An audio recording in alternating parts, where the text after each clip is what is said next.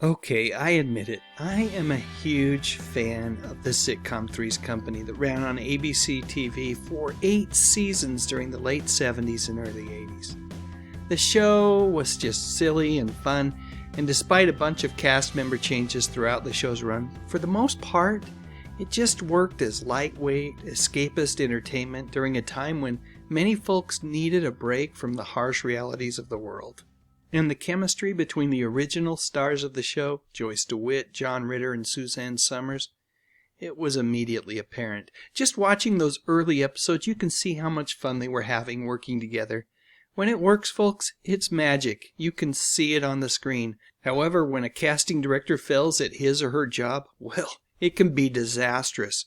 Fortunately for those involved with Three's Company, the creative folks behind the scenes were all immensely talented people.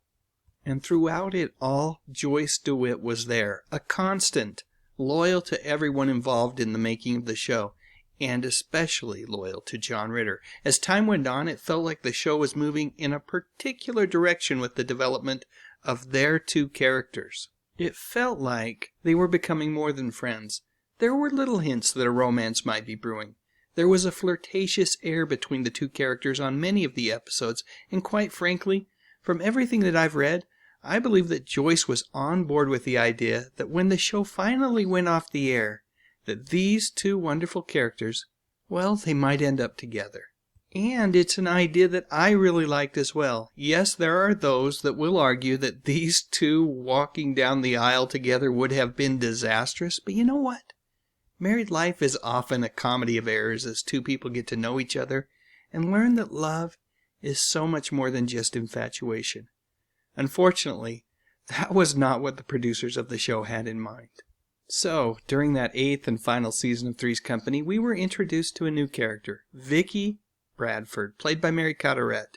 Jack is instantly smitten with her, and over the course of a handful of episodes, a courtship ensues with Jack and Vicky ultimately moving in together, against her father's wishes.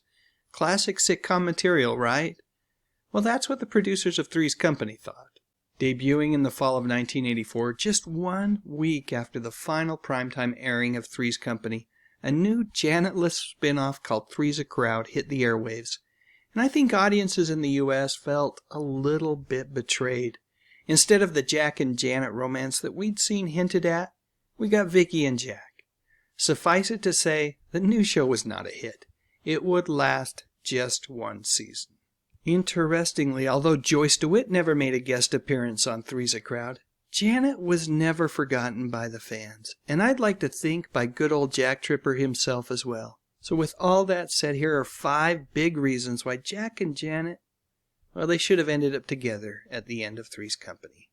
Reason number 1 is simple. It's the chemistry between these two wonderful actors. Clearly, Joyce and John enjoyed working together, and while I'm sure there were moments during those 8 seasons where they may have gotten on each other's nerves a little bit, end of the day, they had a great deal of respect for each other, which showed up on the screen episode after episode.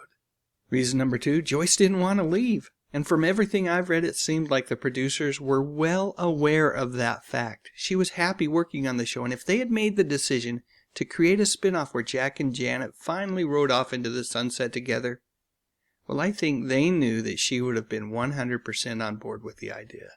Reason number 3 is the fans didn't want her to leave either.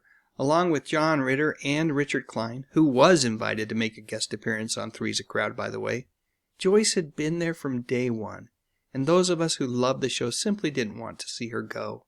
You see, it's kind of like going to a restaurant that you really like and being super excited to order your favorite meal, but the chef insists on making you something completely different. Maybe it isn't bad, but it isn't what you wanted. That's how I felt when Jack left Janet for Vicky.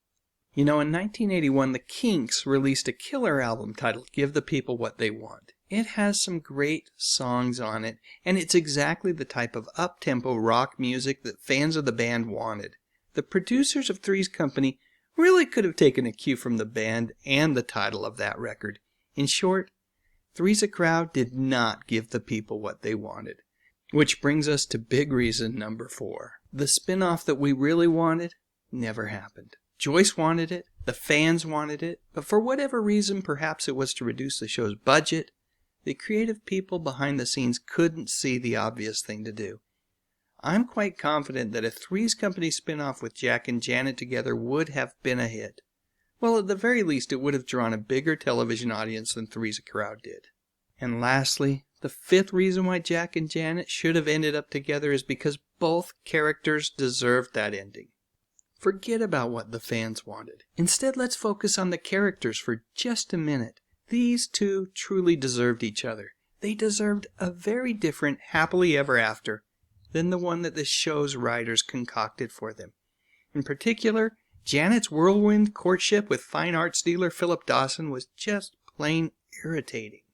You know, maybe it all worked out for the best anyway. After taking some time off, Joyce has really seemed to make a name for herself in live theater. She starred with Tab Hunter and Tony Dow in the romantic comedy Love Letters, as well as Mickey Dolenz, yep, one of the monkeys, in a play called Comedy is Hard, where he plays an aging comedian and she plays an aging actress.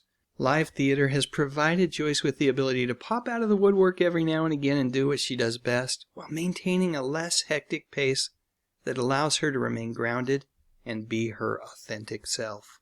So that's it. One final picture. Jack and Janet really were wonderful friends. And boy oh boy were they funny together. Anyway, what do you think? Did you like Three's a Crowd, or were you disappointed by the decision to jettison Janet for that new girl Vicky? Let me know what you think in the comments section, and while you're at it, I'd love a thumbs up if you enjoyed this video. And I would be honored if you would consider subscribing to my channel. I talk about music, movies, and television, mostly from the 50s, 60s, 70s, and 80s. You know, the good stuff. But most importantly, and as always, thank you so much for watching.